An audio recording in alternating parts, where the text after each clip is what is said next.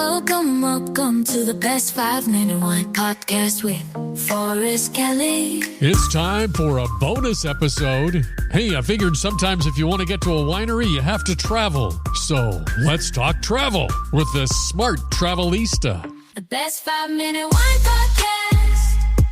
In our first episode, you gave us some great tips on traveling. Let's continue with that. What's another one? And one good thing that I always suggest to everyone is to always keep an eye on the sales. The way you keep an eye on the sales is to sign up to the mailing list. So whether it be, the airline mailing list or the travel mailing list, they're going to tell you when the sales are on. If you like running by the seat of your pants and you want to do it 2 weeks before, or you only get told a month out that you've got holidays, then really you've got no choice. But if it's something that that you want to plan, and you've got other things attached to that, like you might have a cruise or something else that you've already paid money for, then obviously you need to probably secure those flights. Now, you mentioned about building airline points and miles for free. Is that still a thing with credit cards? Yes, but I've heard in the US that your points are getting diluted over there. Probably the same's happening in Australia as well. But I still go with the theory that you need to build points. I still do it. And then what I do is take a massive lump of points and go, say, longer haul.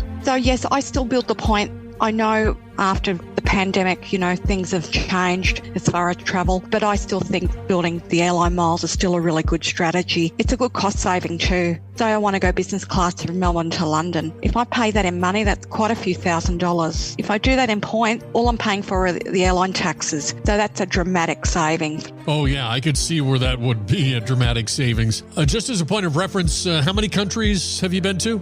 I've visited 34 countries. Okay, so 34 countries, yeah. So you've got a lot of experience. And bargain shopping, is that a skill or is it luck?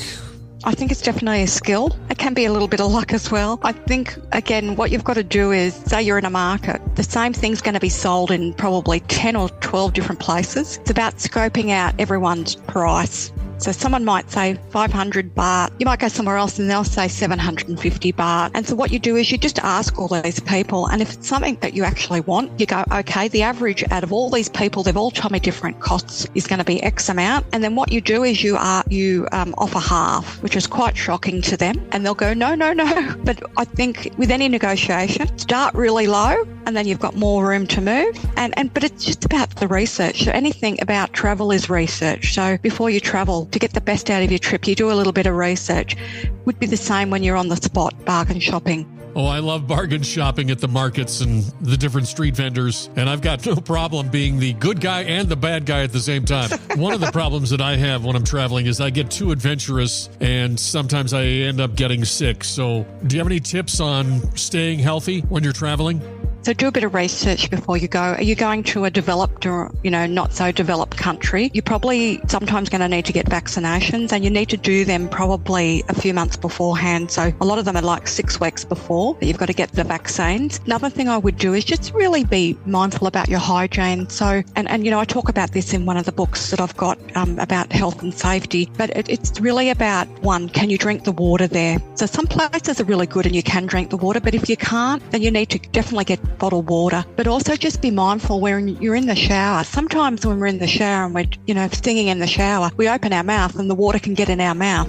And also when you clean your teeth, you've got to be really careful because we're using that local water to clean our teeth. So if you're going to a place where the water isn't the best, make sure that obviously when you're cleaning your teeth and you're drinking that you're using that bottled water. And everyone's different about this, Forrest, but I stay away from street food because don't really know about the hygiene of how they've cooked that food. Is that, that old meat? So I try and steer clear of street food because it can be a bit of a risk, but it depends, if you're used to doing that and you've had no problems, then go for it. Just be mindful about what you're eating. Again, if you're eating lettuce is washed in the local water. So I would steer clear of lettuce. I always eat food that I can peel. So, like if you're having fruit, get ones that you can actually peel because there's less risk there. I suppose after the pandemic, we know about our little sanitizer wipes. I take multiple packets of those with me everywhere and I wipe down everything.